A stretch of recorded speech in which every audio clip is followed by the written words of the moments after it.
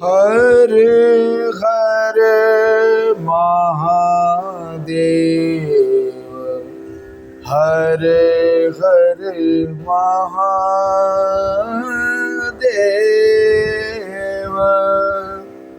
हर हर महादेव देव, हर हर महादेव देव।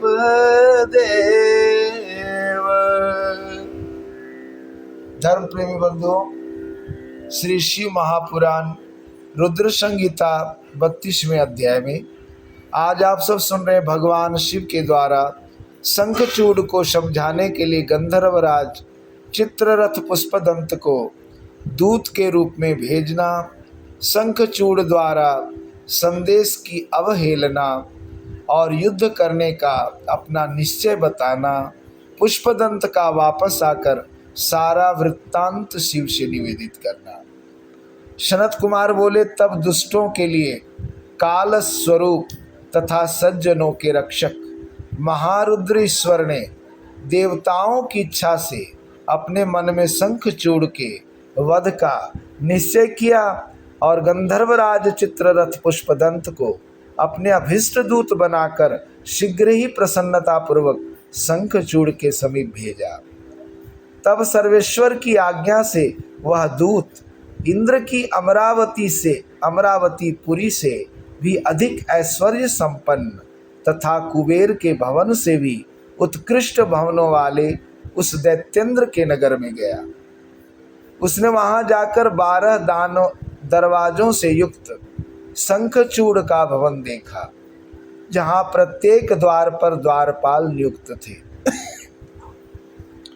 उनको देखते हुए उस पुष्पदंत ने प्रधान द्वार को देखा और निर्भय हो वहां द्वारपाल से सारा वृत्तांत निवेदन किया।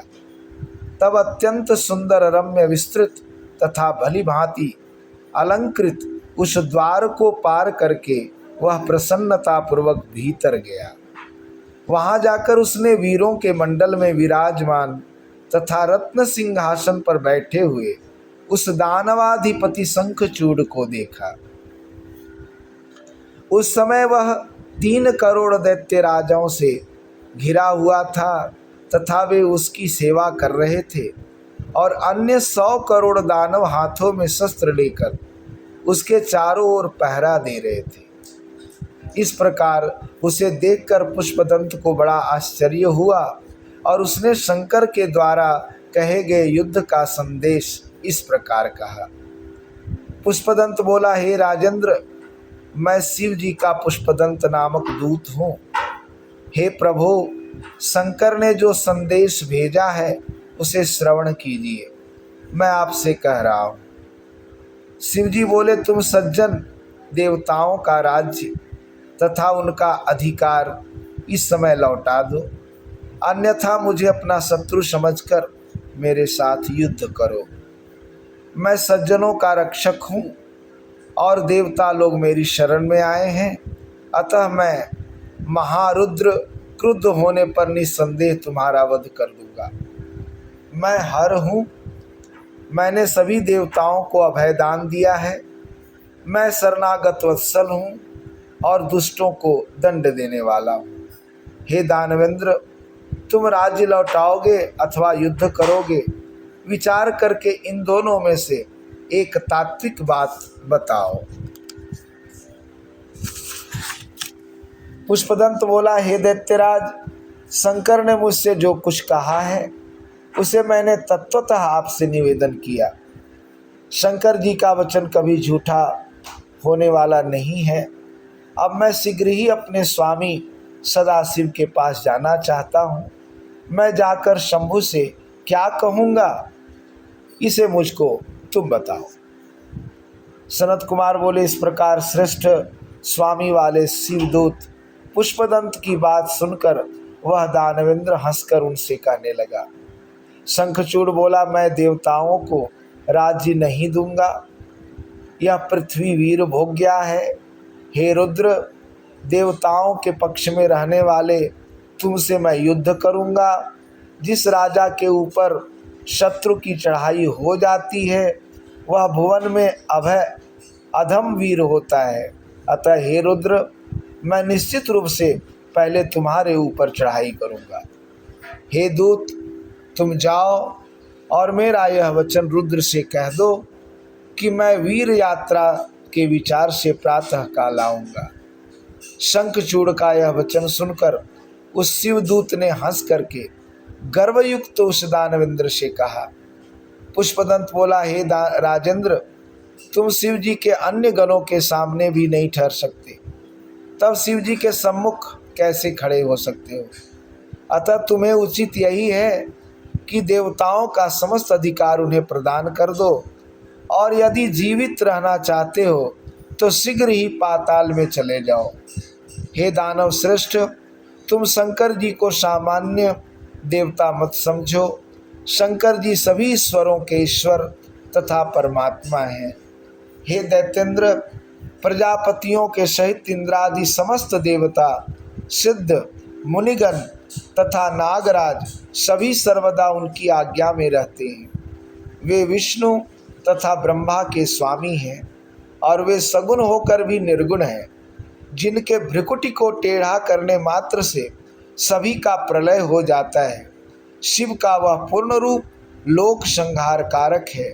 वे सज्जनों के रक्षक, दुष्टों के हंता, निर्विकार तथा पर से भी परे हैं। वे महेश्वर ब्रह्मा तथा विष्णु के भी अधिपति हैं। हे दानव श्रेष्ठ, उनकी आज्ञा की अवहेलना नहीं करनी चाहिए। हे राजेंद्र, बहुत कहने से क्या लाभ? तुम मन से विचार करके रुद्र को महेशान तथा चिदात्मक पर ब्रह्म जानो।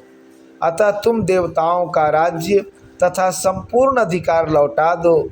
हे तात, ऐसा करने से तुम्हारा कल्याण होगा, अन्यथा भय होगा।